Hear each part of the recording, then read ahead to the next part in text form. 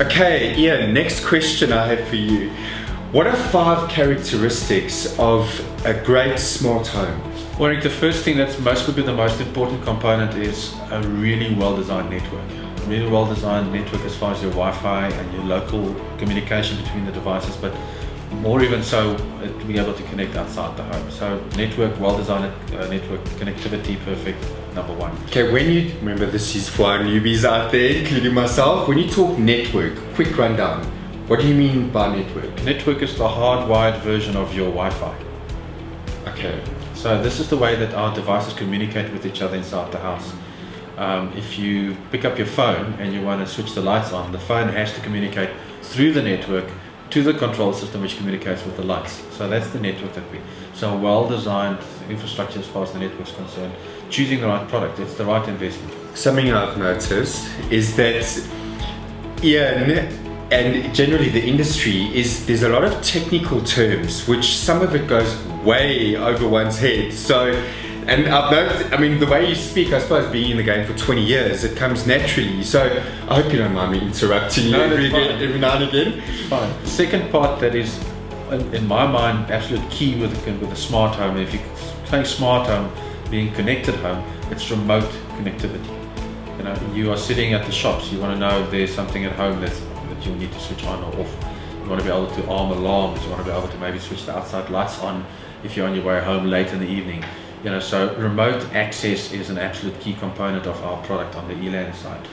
The 3 other points that I would want to add to it, which makes a good smart home, is, you know, we talk about lighting control. So a well-designed lighting control system is absolutely essential. What is a lighting control system?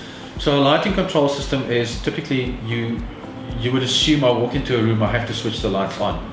That is still applicable, but now we'll start to add little nuances to that.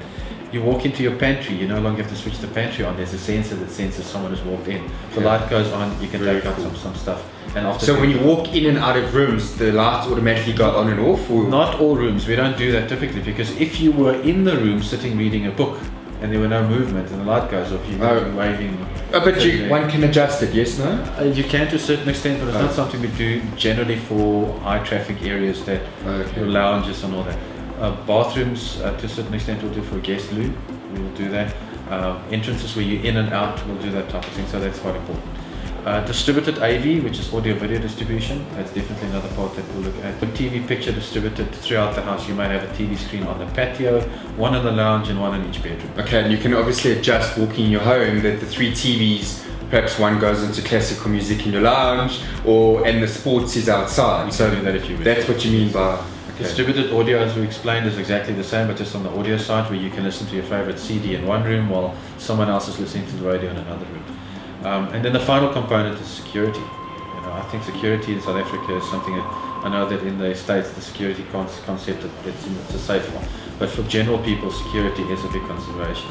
I wouldn't put it right at the bottom, but it is one of the important considerations. What are 2 or 3 things that make a great security system? Like, I'm sure you've got lots of security systems and we can talk all day here, but if a homeowner would like to, the security's fine, but how does it talk to a smart home? So the security system, once installed, will be wired through the network to us. Okay. And this is why I made sure this network is one of the things. There's a couple of ways for security products to talk to our products.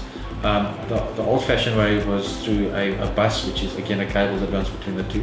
But as we're moving forward, more and more products are going and talking over network.